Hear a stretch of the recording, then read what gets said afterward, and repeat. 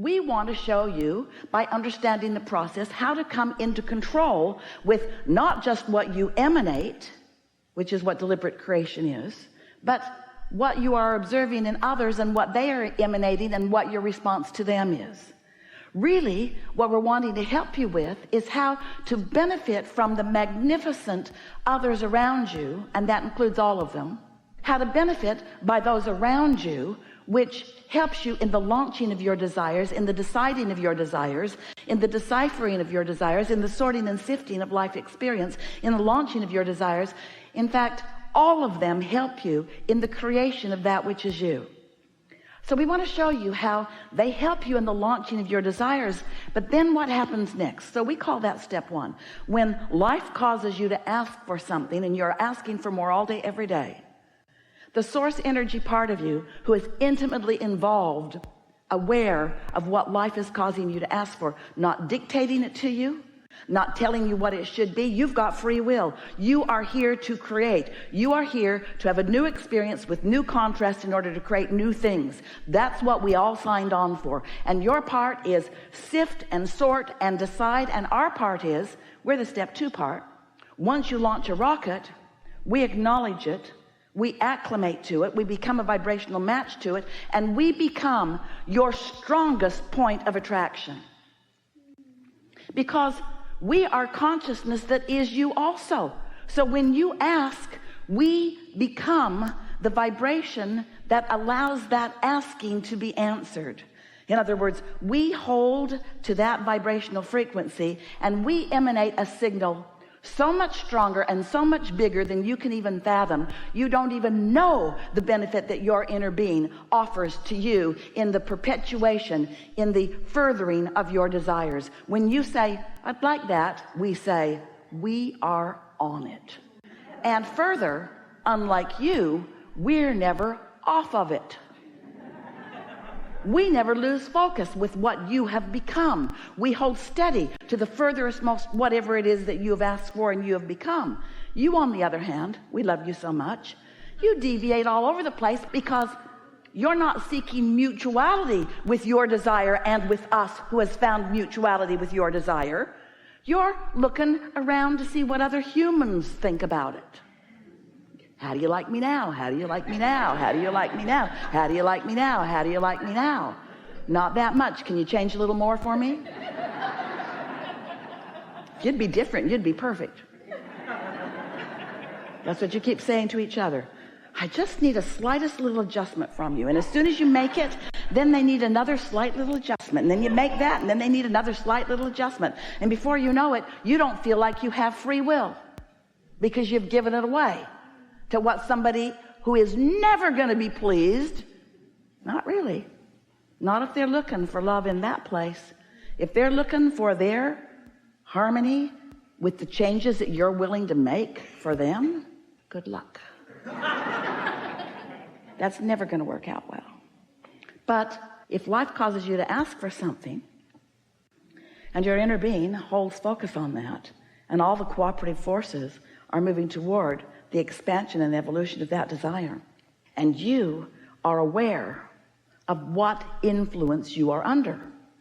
Are you under the influence of your inner being who's with you in what you desire? Or are you under the influence of old beliefs that you've picked up along your physical trail? Or are you under the influence of what other people think about you who aren't even that interested, or who don't really understand, or who want you to be a little different so that they will feel a little better? In other words, what influence are you under? Esther has just received back from the printer something that she knows you all want. She loves hers. She thought about making it a bumper sticker, but she doesn't really like things stuck on her car. And she didn't think it was a good idea for you all to run around with a bumper sticker that says, under the influence.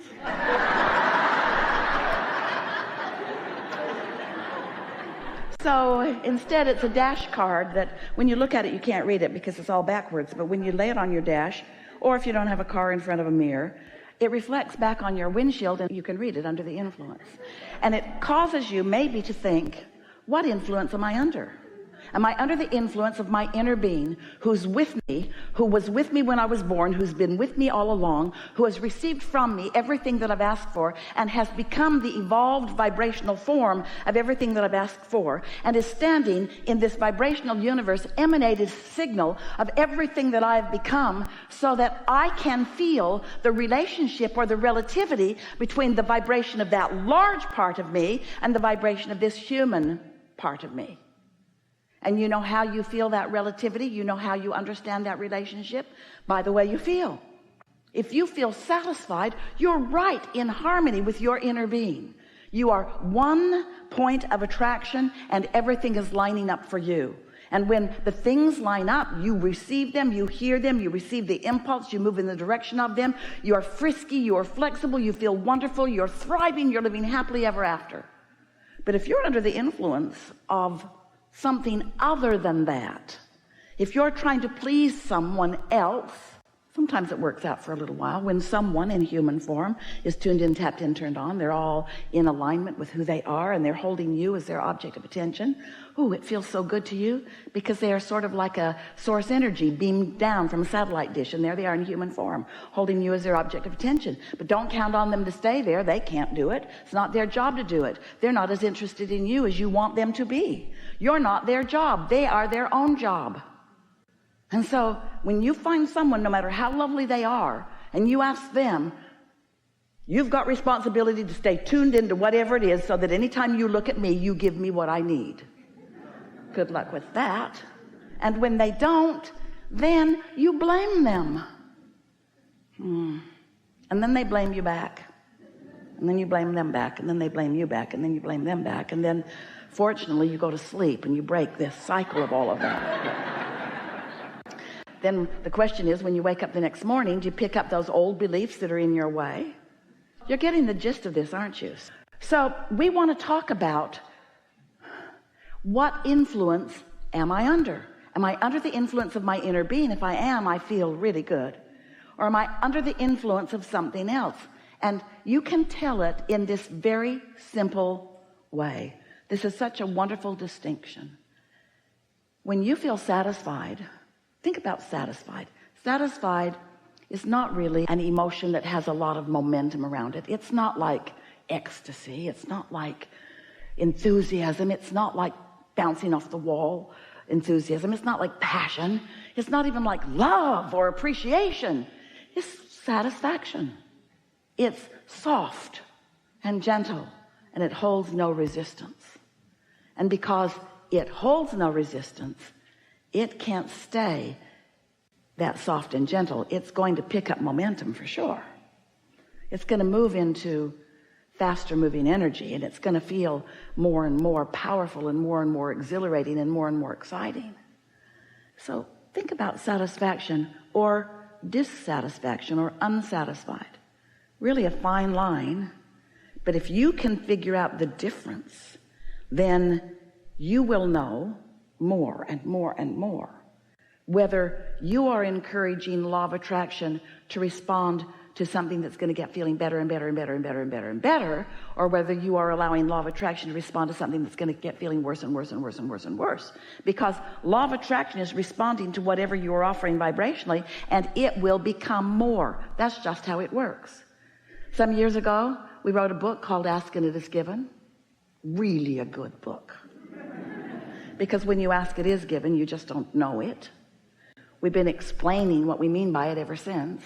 When you ask, it is given. We just gave you a really good explanation today of how it's given. But just because it's given, just because it's revealed, doesn't mean you let it in, doesn't mean you receive it, doesn't mean you realize it. Because you might have a vibration going on, and even though it's being given, you miss it, because you're looking for love in all the wrong places. You're not looking for it sometimes where it is. Sometimes you are. We don't want to make it sound like all of your beliefs are in your way. Many of them are helping you in so many ways. But we do want you to figure out how to differentiate between what beliefs are under the receiving mode of your source and what beliefs are under the receiving mode of something else. And if you will start paying attention.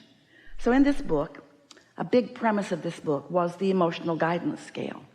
And it starts with emotions that don't feel so good. Sometimes we talk about not feeling good emotions as being down here, like depression and fear, all the way up through frustration. And right in the middle is contentment, which is what Esther translated our now satisfaction word into at that time. Contentment was the word she found. Today we're saying satisfaction or satisfied, but we mean the same thing by it. All the way up to feeling appreciation and love and all of those good feelings, emotions. Sometimes we move the scale this way, sometimes we move the scale this way. Doesn't really matter. We just want you to know that there's a scale and that you can feel where you are on it. So if you are aware that right in the center where it's easy, it could go either way. Esther remembers going to San Francisco, seeing those streets. She couldn't believe cars drove on them. She couldn't believe they drove up. She couldn't believe they drove down. And because it got such attention of hers, it was such an impressive experience for her that first time and second time and third time and last time. We gave her an analogy about that. We said, imagine being at the top of that hill. You can see the bay way down there, straight shot right into the bay. Imagine taking your parking brake off, taking your car out of gear, and deciding that you're going to give yourself a little physics lesson just to see what would happen if you just pushed your car forward just a little bit. So you get out behind it and you shove it just a little bit. It's hard, but not that hard. And as you push it, with very little, far less than you'd think, pushing, it starts to gather momentum. But you're really, really smart. And you know what momentum means in terms of physics and gravity and inertia. So you decide you've changed your mind. You don't like how this idea is shaping up.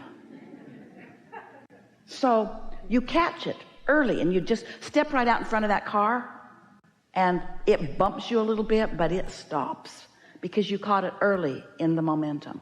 But you wouldn't want to be at the bottom of that hill stopping that car. In fact, you might be at the bottom of the hill, but you wouldn't be stopping that car. And so that's what we want you to think about what satisfaction is. It's right there where you can stop it if it's moving into dissatisfaction, or you can promote it into satisfaction. You have control at those early stages that later the laws of the universe won't let you have. The law of gravity, the law of inertia, and the law of attraction. None of those laws will let you have that kind of control once it gets going. Until you sleep, and when you sleep, or meditate, and when you meditate, the momentum stops, and now you can begin to exercise your control again. Helpful? We're going to be talking a lot about that here today as we're moving forward. We're eager to talk with you about anything that is important to you. Don't worry about us. We will wedge our message in the crack. And it is our expectation that together that you will discover some beliefs that you hold that are in your way, that you didn't know were in your way because you were not evaluating them by whether they feel satisfying or unsatisfying. You were not evaluating them by whether they were helpful to you or hindering to you. You were not evaluating them by whether they let your desires move freely down a path of least resistance or whether they hinder your creation and put a lot of resistance on your trail. You were only evaluating them by their longevity, by how many other people believe them. You were seeking mutuality with others. Well, this is what my mother said, and it's what my father said, and it's what they always taught me, so it's what I say.